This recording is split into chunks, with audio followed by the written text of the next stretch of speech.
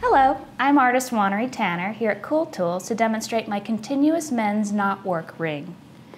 You can see here we'll be using my texture plate to create a design that goes all the way around this ring band non-stop, so you get this really seamless, beautiful, consistent patterning. The texture we'll be using is from my Celtic Design Set 4 signature texture plates. Here's the ring band we'll be using today, but of course you can use this one as well, or even add a panel to that ring band. The texture plates feature rolling tracks, which gives you some space so that you can get the texture design with your rolling frame. It also features spillover grooves in between the designs where the clay can escape while you're rolling it, so you get a nice, consistent, even impression time after time. Set of rolling frames, a plastic rolling folder, which I'll be demonstrating later. We'll also be using a mixing spatula for paste. We'll also use a needle tool to help us with some carving, as well as this alpha abrasive sanding stick. This is a 180 grit sanding stick, which we can use for a heavier refinement. We'll also need a Princeton mini angle shader brush. This is a 12/0 size, and as you can see, it has a really fine point, but it's broad enough to not just disappear with clay use. It's also got a nice rubber handle on it. You also need a roller. To keep the size of your ring accurate, we'll also need a size 11 ring pellet for inside the ring while we're firing. We'll be using Easy 960 sterling today. Today we'll be using Easy 960 sterling. It's stronger than fine silver because it has a little bit of extra copper mixed in. It's going to make the ring more durable, and especially with a man's ring, you want something that can withstand a lot of wear and tear. We'll also be using the foam refinement tool, and I'll explain the wet refinement process later. For forming our ring, we'll need a ring stand and a size 12-13 ring mandrel. We'll be using the size 13. For the continuous knot pattern, you have to keep in mind that your measurements have to match up to the knotwork pattern on your texture plate. So if you look here, this is about 72, 73. And if you transfer onto the texture plate here, you can see right at that same point, if you were to stop that knot band there and there, you'd have just about that length. So now this is about 75 millimeters long. Don't worry about the extra millimeters. It's actually going to compensate for the thickness of the clay. If you were doing a smaller size, you would of course have to go further down, but your knotwork pattern may not be perfectly continuous. If you're going for a smaller size, just make sure to make your cuts here at the X's.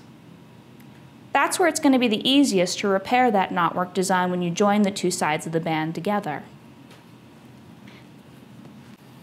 For our work surface, we'll be using a ceramic tile. You'll also need a straight blade to cut that long straight edge. This blade is a little stiffer than a tissue blade, so it's a lot easier to get a nice hard edge. For your texture plate, you'll also need some lubricant. I prefer Cool Tools Cool Slip. Also, a clay hydrator is nice to keep your clay wet as you work. So let's go ahead and get started on this project. So first we're going to actually cover our ring mandrel with a little bit of a barrier so that we can get our clay off of there easily. I actually prefer using the rolling barrier because this plastic is a little bit sticky, so the clay has something to kind of adhere to right on that plastic. You won't need a lot. I'm going to go ahead and cut the edge of this rolling folder off. You're actually going to get two pieces.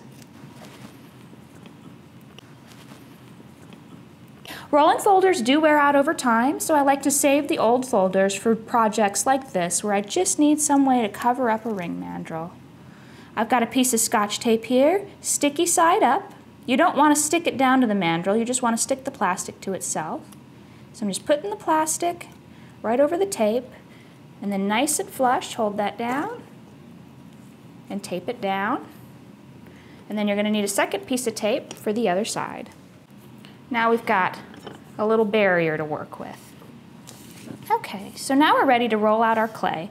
We'll be using this texture strip here. but you want to roll your clay out first inside your rolling barrier. So we're going to start by slabbing down our clay to 6 cards thick and then rolling down and texturing to 4 cards. So open up your rolling folder and use a light spray of lubricant. You don't need a lot at all. Then place your rolling frame inside the folder. For this ring project, you'll need about 10 or 15 grams of silver clay. I'm going to take out my clay and roll it into a nice strip. You can start forming that strip by working your clay into a little snake shape there. Place that right into your rolling folder and then slab down your clay.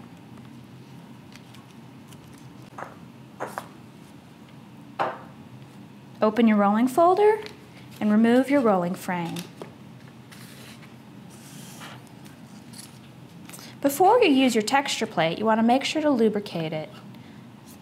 Use your cool slip a few inches away from the plate. You don't need a lot.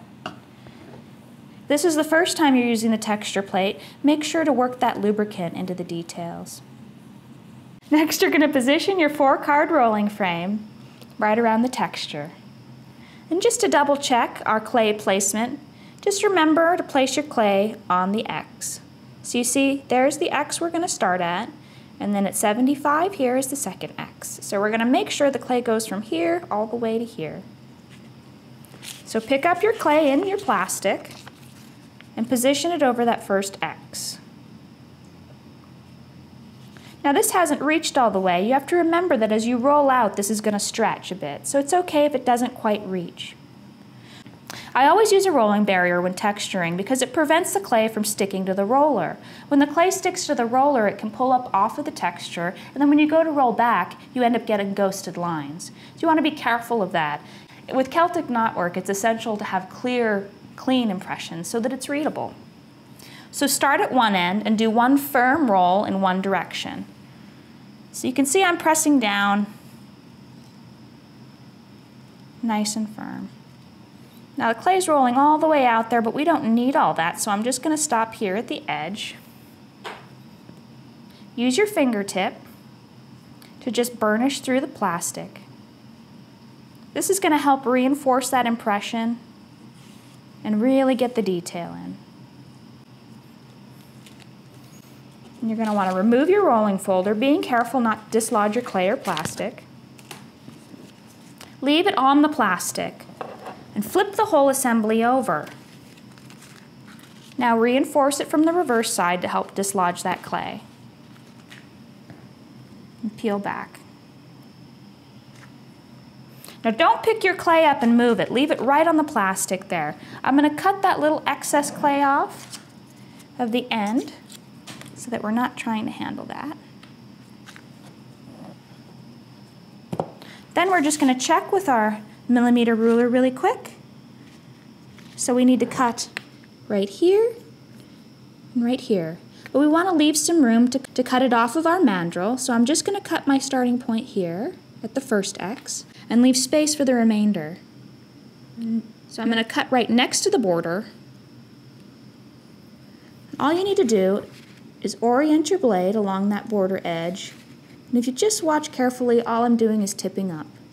That's also going to help to support that border and make it perpendicular to our work surface. So I'm going to pull away the excess clay. Again, you'll notice I have not picked that band up at all. To transfer this, move your mandrel in place right in front of you. Now take your plastic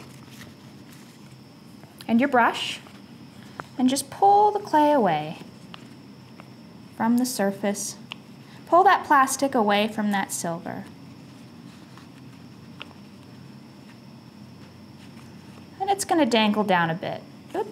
If it starts to slide, just use your finger to roll that plastic around. So use both of your hands to kind of help you get this on there. Okay, and if you'll notice, it actually sticks somewhat to that plastic, which kind of makes this cutting process a little easier. So I can see my finish point is right there. All I'm going to do is trim that.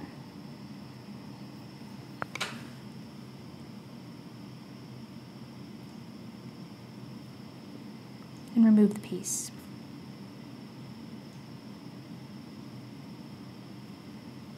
Yep. And kind of get that guy out of the way. Now if you notice it's a little askew, don't worry about it, just carefully roll your clay back out and adjust until the sides meet. Now this is actually going to overlap slightly, which is okay, because as this dries, this clay can shrink a little bit. So we want that extra buildup. Now just take a little bit of water and your paintbrush and just wash that seam with a little bit of water. You see I'm working around the texture in the background to make that initial seam join. Easy 960 is a wonderful clay because it just melts with a little bit of water. So you can blend all those little foibles that might have appeared during handling with just this fine point paintbrush and a little bit of moisture. Again, my clay is still wet and I'm carefully bracing it with my fingers. If you start to distort the design, you may be working too aggressively. Go ahead and just let it dry out completely, and then we'll come back in and fix it after it's dry. But if you're very careful in the greenware stage, you can actually do most of the work before it's ever in the dehydrator. You can take your little blade too and straighten out your edges if you see any knobbiness. So we're just nudging things a little bit and then cleaning it up. Don't overwork it. If you're questioning whether or not you're going too far with it, just set it in the dehydrator and let it dry. Okay, that's about as much as I want to work that. And I'm going to go ahead and put that in the dehydrator for about 10 to 15 minutes until it's completely dry, and then we'll finish the refinement process. Once the ring band is dried completely, you can see sometimes some separation will develop as it's drying. Don't worry about that at all. We'll be able to repair that with a nice thick paste. To make a thick paste, take a small lump of clay and your spatula and just add water just with your spatula. You don't need to pour it on there. Traditionally, paste is really kind of a yogurt consistency. I like to make my paste much thicker. The thinner your paste is, the more that it'll dry and disappear into seams. If you mix your paste nice and thick like this, it won't disappear as it dries. So I'm just going to keep adding water until I get a little bit of a creamy consistency. You could of course mix your paste right into a container so it doesn't dry out, but we're just going to need a little bit of this, so I've got plenty of time. If you'll notice, Easy 960 has a really smooth, buttery consistency with just a little bit of water. That's even when it's dry. It's a really water-friendly formula. Those little tiny nanoparticles really love coming together. Got a nice, creamy, kind of thick consistency. That's exactly what we're looking for there. Easy to apply and thick enough to not disappear. So just take your paintbrush, get a nice little glob on there, and just push it right into that space. So what's so great about this paintbrush is it's got a fine tip, but it's still wide enough that it's got strength to it. So you can actually move material around with it. And I'm just overfilling and smoothing out. Here on this edge, where you see it's actually cut into the knot, that one cord there has a slice through it. Go ahead and overfill that so that it's kind of sticking out. This is the other reason why we're using a thick paste, so we can build up any areas that need to be. Same here with these edges and these. Now, if you took a while to form your ring band, you may have noticed some cracks have appeared as you put your ring band around the mandrel. Don't worry about that at all. All we're going to do is take our foam refinement tool, dip the tip right into the water, and this is what I call wet refinement, but we're really working more damp than wet. So I'm just adding a little bit of water to the edge there. You can see where those cracks are. Then I'm going to wipe it off so that I'm working with a drier tool. You can see all those cracks just disappear as easy as that. If you're using a different formula of silver clay, you may notice that you have to work the surface a lot more. The particles in Easy 960 are actually finer, so they respond better to this process. Just working the edge, and then I'm going to go over the surface as well. And you can see how quickly that just cleans up without a bunch of filling and sanding. This wet refinement process moves material that's excess material into areas where it needs it, like cracks and fissures. Unlike dry sanding, where you're just sanding material away and then pasting those gaps, you're not actually healing anything. This foam tool heals the surface of the clay, giving you a nice, clean, consistent surface. So you just want to work this way, all the way around the ring band as needed. Then you want to check your edges. If you have a little bit of an edge like this, just come in with the side of your foam tool. And you see how that just quickly washes that away? And that little lip that you might get there, from where you cut it, perhaps it wasn't right up against the border. Not a big deal, just come in with your edge and wipe it away. This is why metal clay is such a wonderful medium. It is so malleable and so forgiving if you approach it with the right method. Once all that wet refinement is done, go ahead and place it back in your dehydrator for 10 to 15 minutes and allow it to dry completely. Then we'll remove it from the mandrel and do the inside of the ring band. Once that ring band is dried completely, go ahead and remove it from your mandrel. And then look on the inside of the ring band. You see the ring seam there. We need to go ahead and overfill that so it doesn't become a point of separation. Because we're putting this on ring pellets, sometimes the clay will have to stretch to accommodate that ring pellet. And if you have an open seam like that or any cracks or fissures, they become points of weakness. So if it is going to break, such as pull apart during firing and shrinking, it's going to break apart at that seam. So you really want to make sure to overfill it and refine it completely smooth. Once you've got it pasted, go ahead and set it in the dehydrator and let it dry completely for 5 or 10 minutes. Once that first joint is dried completely, we can come back in with the foam tool and refine it smooth. Again, just dip the tip of the foam in the water and think more damp than wet, because it doesn't take much at all to make that disappear. You want to be careful not to overwork or over wet the ring, because it will soften and start to distort. So I'm just going to do a couple quick passes. You see how I'm working just in one direction too. When I'm smoothing a seam like that, I'll work it in one direction so that I'm not opening and closing the seam repeatedly. When you go back and forth, you can actually work that seam open, but if you work in one direction, you're just pushing that material back into that space. Now you'll want to set your ring band in a dehydrator for 10 to 15 minutes until it's completely dry, and then we'll be ready to fire this on a ring pellet. Now that our ring is completely dry, we're ready to fire it. Typically with Easy 960, you can count on about maybe 2 sizes bigger than what you want to end up with. But if you have a ring pellet, it's a lot more reliable. Here's a size 11 ring pellet we're going to be using. When the clay shrinks, it'll actually hug this ring pellet tighter. So I like to put a little masking tape around my ring pellet so that it holds firmly to my ring band. So I'm just going to tear off a section here. And this isn't going to stick very well to this.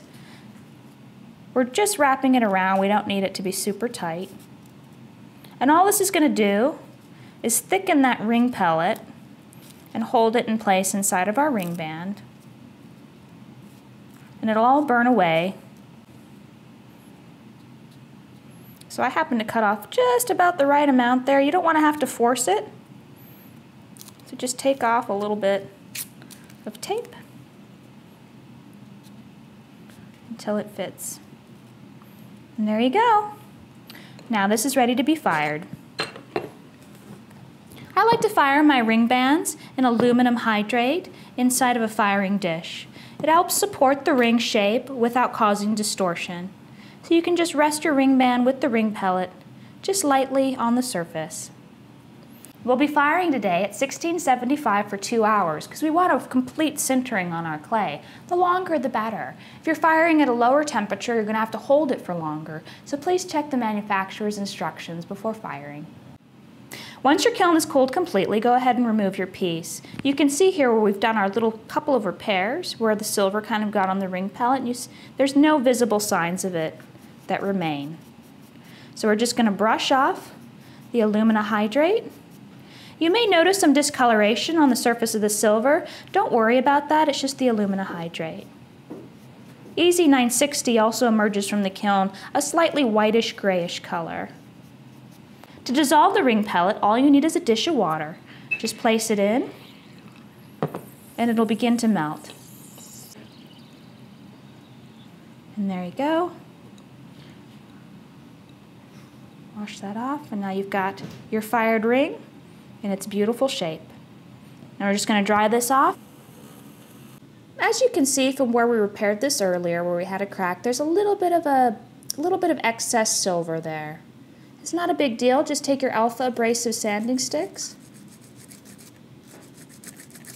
and just sand that down slightly. It doesn't take much work at all. If you see a little divot or crease, like here on the band that's still there, just work your silver with your sanding stick. That's actually going to smooth that little tiny crack out and make it disappear. So you don't have to go back and repair it. Just work that edge. Again, going in one direction to help heal that little tiny fissure that we see. Once Easy 960 is fired, you can really handle it the same way that you would milled metals. You can actually grind it down. As you see here, there's a little nubbin from where we kind of fixed that repair. And instead of going in there with sanding files, we can actually just use a sanding burr. This is a fine point sanding burr in my rotary tool. It's a portable Fordham micro mini motor. Just turn it on. Turn the grinders on. It takes very little work, and that's all that it takes to clean up that edge. So just real quickly, lift up to make sure you're not over grinding. Sometimes people forget that metal clay is actually metal after it's fired, so you can do all these things with it, like grind and sand and repair, even after firing. Sometimes it takes a little bit more muscle, but it still looks good at the end. Okay, now your piece is ready to be patinaed. Now to patina the ring band, I prefer to use black wax. Black wax can actually patina right on top of that fire scale, so you don't need to brass brush it at all. Make sure to wear a glove though, because it is caustic. You want to be careful not to damage your skin. Just dip the tip of the Q-tip in your black wax, you won't need much at all, and run it right over the surface.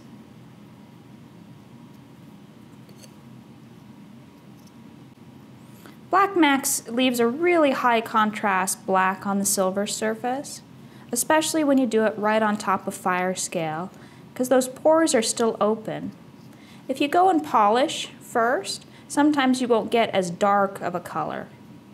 Okay, now that the ring band is patinaed, go ahead and rinse it off in water that's the same temperature as your black wax. If your water is really cold or really hot, a white patina can actually develop on the surface of that black wax patina.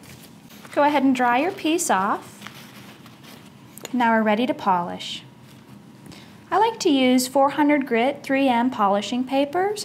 It gets a nice satin finish on the surface of that silver, which leads to a really cool contrast between that kind of matte finish silver and that dark, dark black. And all I'm doing is just rubbing the surface of the band there with the polishing paper. You see, it doesn't take much work at all. You just want to work in that manner all the way around the band. Once you've polished the outside of the ring, you'll want to go ahead and polish the inside as well.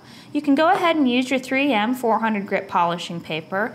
It takes a little bit of time and elbow grease. Or, if you have a handheld rotary tool and the Dremel Detail Abrasive Brush 120 grit, it makes really fast work of cleaning up the inside of that ring band. I'm just going to turn it on and turn it up. And I've got this going at about 8. What I'm going to do is the top of the ring first, and as you can see, it just cleans up that silver in no time. The nice thing about these abrasive brushes too is they'll actually sand. Unlike 3M bristle disc brushes, which are a little softer, the bristles on this are actually bigger and harder. So they'll actually sand down that silver surface slightly. So you want to be careful about using this directly onto texture. Now this texture is deep enough, if I wanted to remove all the patina, I could just hit the whole ring band with this brush. If you have really fine detail on your texturing, you want to be careful not to over sand and make them disappear. So we do the outside of the band first. And then we're going to go ahead and catch the inside of the ring band. I'm just coming in from an angle here, because this is a bit bigger than 3M polishing discs. You just want to work a little edge at a time. Once you've completely sanded the inside of that ring band and got a nice finish on it, you can go ahead and throw it in the tumbler, or you can leave it that matte high contrast kind of finish. As you can see, throwing it in the tumbler just makes it a little shinier. It's a good idea to put this in the tumbler because it'll help work harden that silver, give it extra strength. Go ahead and put that ring in a tumbler with steel shot, a little bit of water, and a drop of soap, and tumble it for an hour to an hour and a half. Once it's completely tumbled, you'll see your ring will emerge nice and shiny with a beautiful continuous knot. Thanks for watching.